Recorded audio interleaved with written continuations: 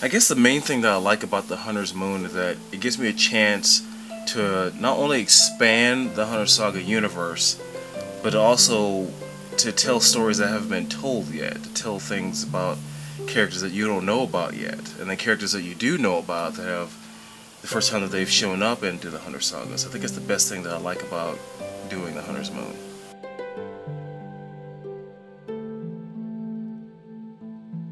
It was fun playing Joseph Chapel this time around because this is pre-Second Sight, pre-Came in the Night, pre-Hunter Circle. This is him starting off. So I had to play him differently. He wasn't as emotionless as he was in those films because of everything that happened to him. So this one I had to play him with a little more emotion, a little more maybe joking around some, a little more, you know, arguing with the person that he likes and all that stuff. So I had to play him completely different before all that stuff happened, but there is one tragic event that happens in this series that shows how he pretty much started to begin to become that person that you see in Second Sight, Came in the Night, and Hunter Circle. Nicholas, what's up, bro? Can't get anything past you, huh? No, so let's spill it. What's up? It's my sister, Seth. What about it? She's in a dangerous relationship and doesn't realize it. Dangerous, like abusive dangerous? Not really.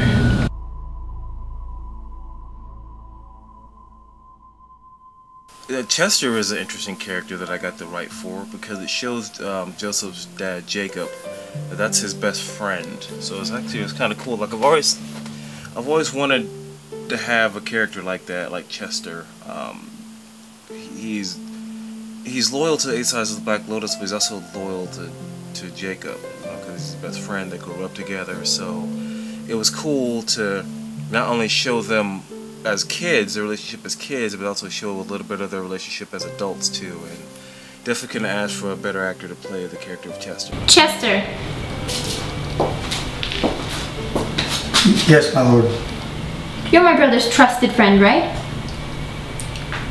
He talks to me sometimes. Don't lie to me. I'll kill you where you stand. My lord.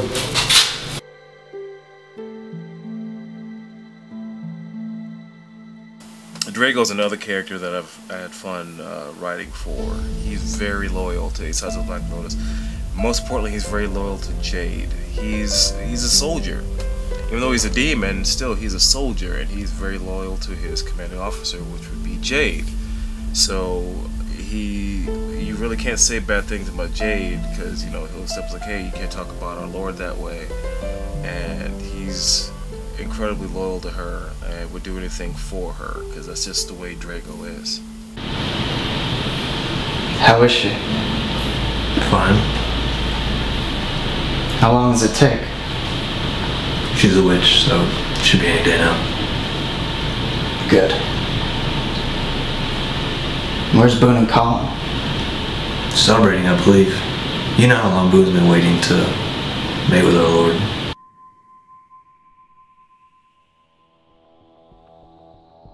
Jenna's an interesting character because he was during the early stages of the society. He was around in the early stages when there was just agents, where there really wasn't that many hunters.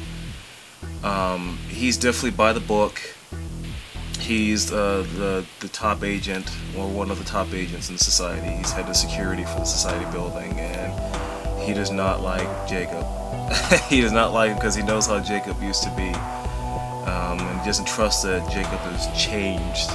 You know, he's changed for the better. And filming those scenes with him and Patrick Ransom and J-Ban were great. We all know that this war has gone on for far too long.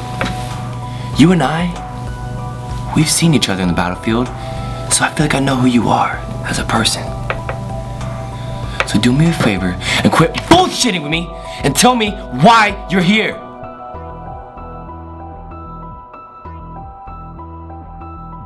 One of my favorite characters reading comics growing up for the Avengers was Maria Hill, who worked for S.H.I.E.L.D. So when the movie came out and Maria Hill's in there, I'm like, yeah, that's cool. I see one of my favorite characters on the big screen. That's awesome. So, so when writing for Mandy, that was the mindset I always had. It's like, oh, I want a Maria Hill type character. I've always liked that character.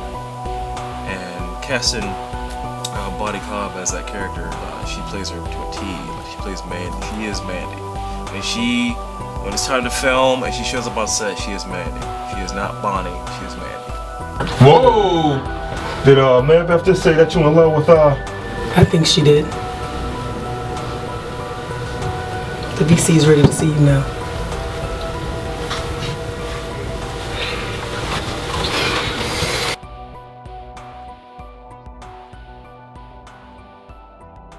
With the Vice Chancellor, I always wanted an older guy to start off as the first Vice Chancellor, just to show that the Vice Chancellor has been working with society and of course working with the higher-ups for a long time. So I needed an older guy, an older seasoned guy, just to kind of show that passing of the torch, and to show that, you know, Vice Chancellor's, you know, been around for a while, that not while me, like for centuries before they pass on the torch, and then of course they retire, and then there's a newer Vice Chancellor. So getting to work with Kenneth, I've enjoyed working with him before, because when I originally shot the opening to the original Hunter Circle before the new one that happened, Kenneth was one of the agents, and I've always liked him. I liked the way he performed as an agent in that, so I was like, yeah, I definitely got my first Vice Chancellor. I definitely know what I have in mind for that character.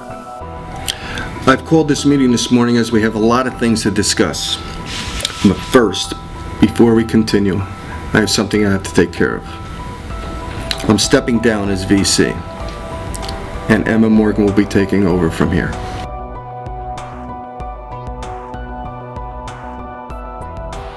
I always wanted Emma Morgan to be in The Hunter's Moon. I always wanted to expand on her more, because she was in It Came in the Night a little bit, but then the actress who originally played Emma moved to New York, and I was like, so I had to switch things around the story, so you barely see her in there. And I was like, oh man, I really like that character, because she really has that.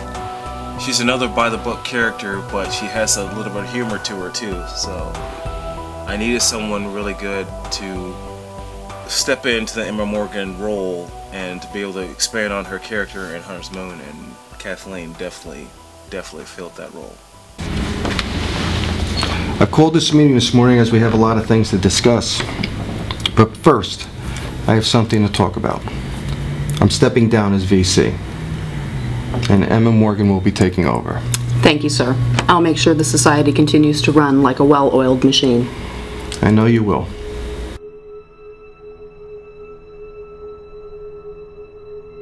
DELFINO, I wanted to show that he was there from the beginning. I wanted to show that he's been around, that he knows everything about the society, about hunters, you know, about vampires, demons, but also everything about Joseph, his parents. I just wanted to show that he knew everything. So when you see him in Second Sight as a captain for the police, you know, it seems like he doesn't know anything. But I wanted to show that he does know everything that's going on. I'm still trying to wrap my head around this one, but why are we taking in a known criminal? I have to agree with Jen. I don't understand why he's here. He should be in one of our jail cells.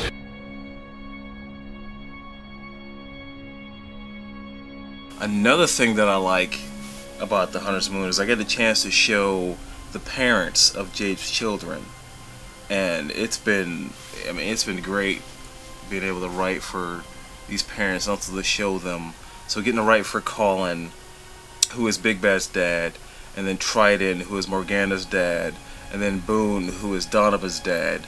Getting a chance to write for all of them has been a lot of fun. I mean, they're not in it that long, but still to establish the original Eight Sides of the Black Lotus Lords that's been a lot of fun to do.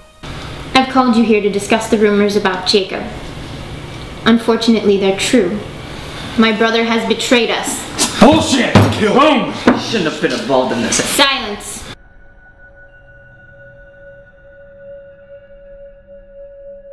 Originally in the Hunter Circle, there was a flashback scene that showed the final battle between Jacob and Jade.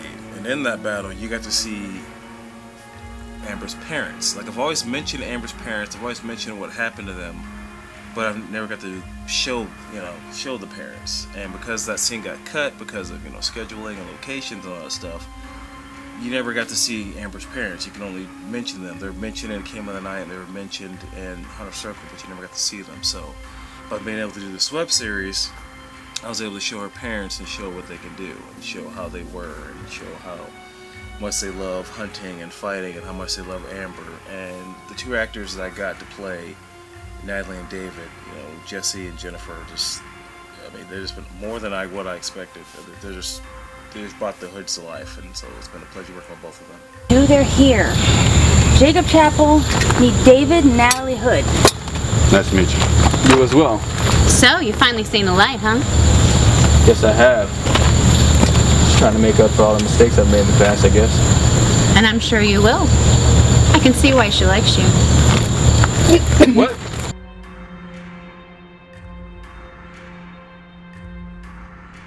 Another thing I was glad to write on was, why did Victoria fall? Because Victoria is a fallen angel, and I always wanted there to be a reason why she fell. Not just fault, she just fell just to fail.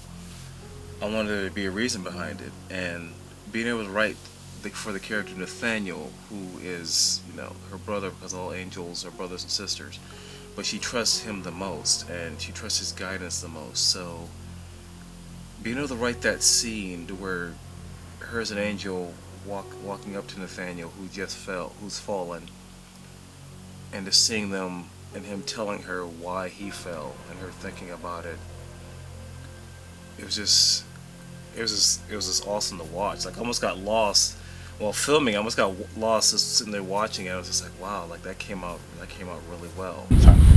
So why do you do it? Why did you fall?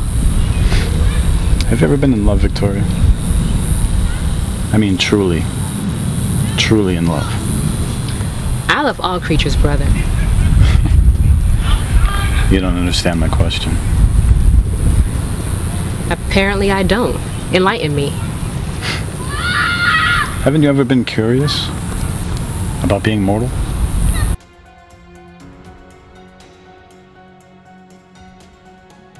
The character of Detective Dunham, I always wanted that human character to show, okay, where did Nathaniel, when he fell, what did he do? So showing him being Nathaniel's partner, that was pretty cool, kind of showing them being buddy-buddy, both of them being cops and stuff like that. But him also being that first person that Victoria meets when she falls, and just being that nice, kind person, almost reassuring that, okay, maybe I did make the right decision in falling. Like looking at the world with a whole new pair of eyes. Oh, yeah, I'm good. Nothing some breast can't fix. Yeah, you don't look too well to me, though. Why don't you come with me? Come on, go get something to eat. You look hungry. I don't really know you. I'm Detective Dunham. I'm a cop. Come on, you can trust me.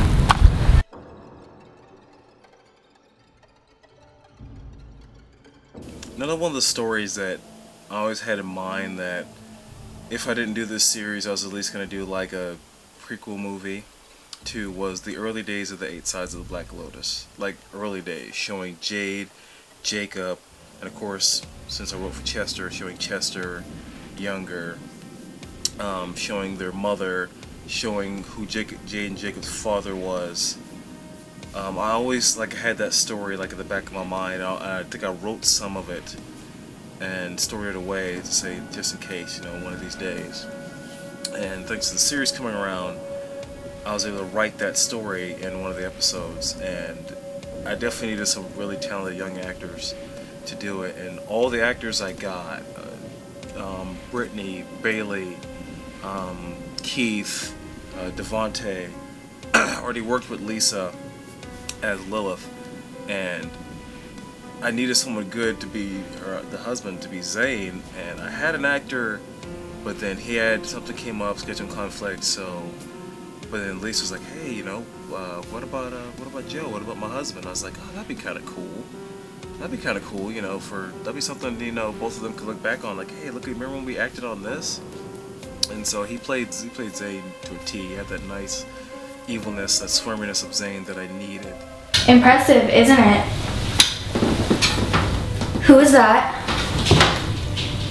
Who's there? I'm here, in the mirror. you. So, what did you get her? A simple trinket. It's a necklace of her favorite flower. Nothing special. But it's her birthday, my lord. I really don't care, Chester. She'll be showered by a fancy gift by our parents and all her allies. I'm pretty sure her day will be complete without an expensive present from me. Jacob. Yes, Mother? Today is your sister's day. Drop the attitude. Yes, Mother. We have a very special announcement tonight. I need everything to be perfect. Do you understand me? We picked it up on the black market. You've been asking for one for a while now. It's beautiful. Yes, it is. Only the finest for my little girl. Now let's find a place to hang it up.